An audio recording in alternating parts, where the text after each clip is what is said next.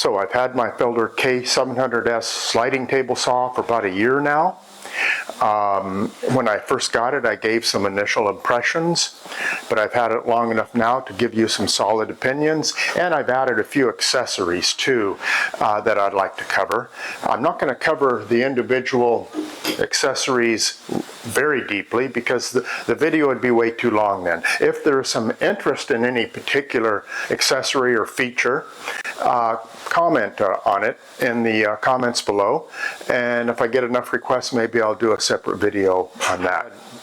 So I had initially thought I would keep my SawStop saw, which is in the other room, and do ripping on it because I felt that ripping was a little awkward on the slider. But there was one issue that came up. Let me push this back here and show you something. So, when I first got the saw, the SawStop was on the other side of the CNC machine. The CNC machine was up here further. This was right about here. So I was feeling a little crowded with this guy right about here. I wanted more space. So it occurred to me, well, if I can do my ripping on the slider, I can get rid of the SawStop. So for about a month, that's what I did. And I got used to it and it was fine. So I sold the slider, moved the CNC down further, because I had that space on the other end. And then I bought some accessories with the money I sold the slider for. So one of the things I bought with the SawStop money was this guy. This goes in here and takes the outrigger off. I have limited space right in here, and this is where I do a lot of my finishing, especially in the summer. I have a big bay door out that way. I can get fresh air in here, but this outrigger is in the way. So, and when I'm bringing in a lot of hardwoods and stuff, I go right by here over to my racks over there, and it's nice to be able to take this off real quickly. So it actually works pretty good. It doesn't, maybe I think I need to get used to it a little more. I can't quite do it as fast as the Felder videos. Another thing that I bought was this little extension here. It doesn't look like much, but when I have a sheet of 4x8 ply on here, it really does add some needed support. The other thing was the overhead dust collection. And this one I've only had for a couple weeks, so I'll have to give kind of a partial review on it. I'm not quite getting the suction that I want out of this, but I've been told by a couple people now that had the same issue, and they solved it by running a 4-inch hose instead of the well, I have a 3-inch hose here. So hopefully that will solve that issue.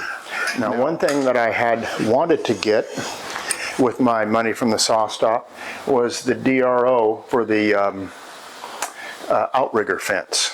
But to my displeasure, the Felder DRO would not fit on this fence. And that was a lesson learned, but it's a little late for me, but not for you.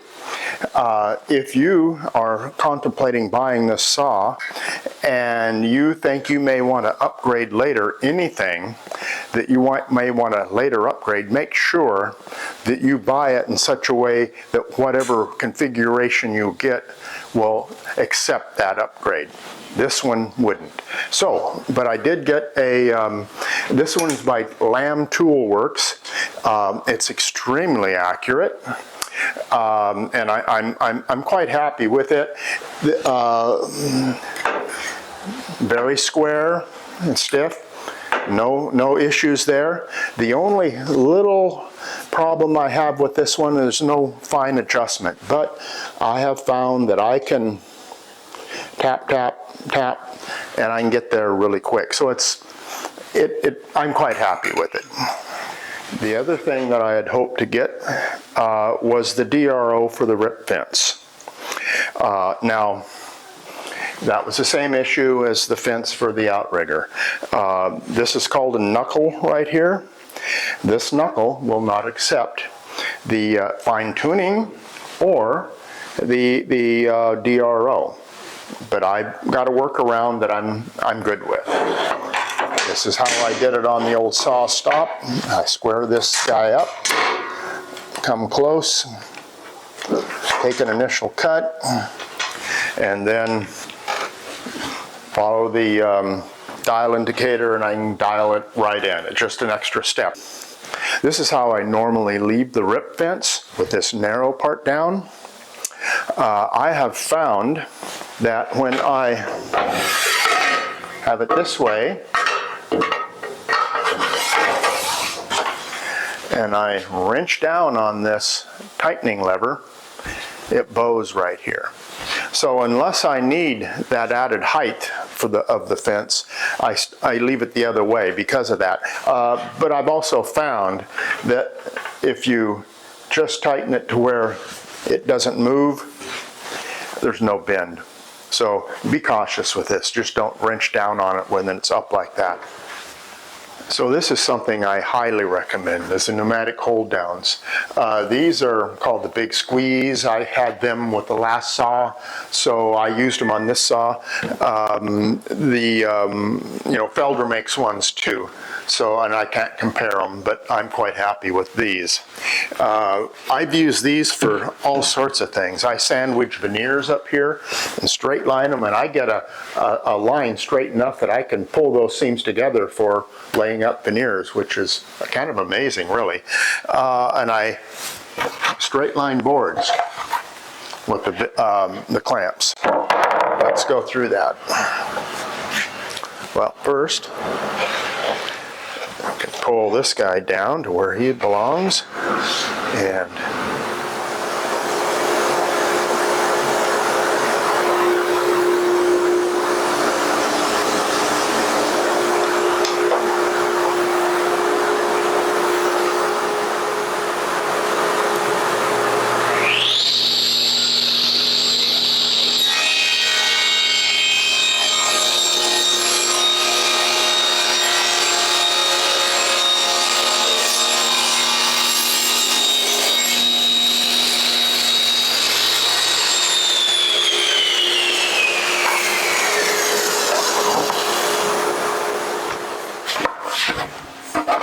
so an incredibly straight line.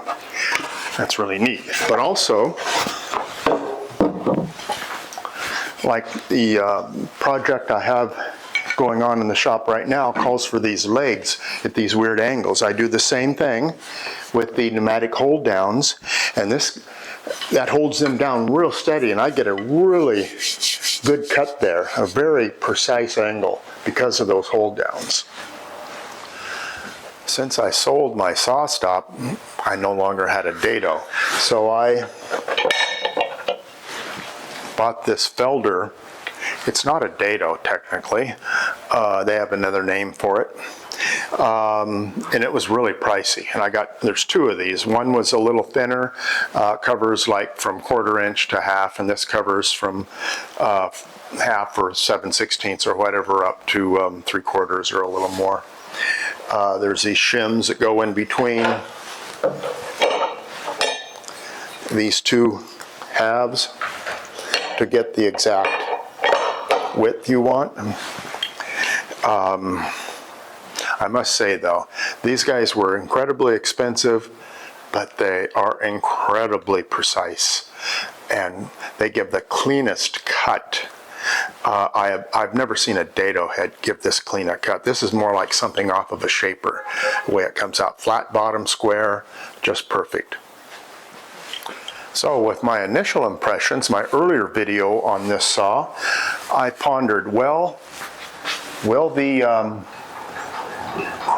elevation crank, and angle crank be so incredibly smooth 6 months from then?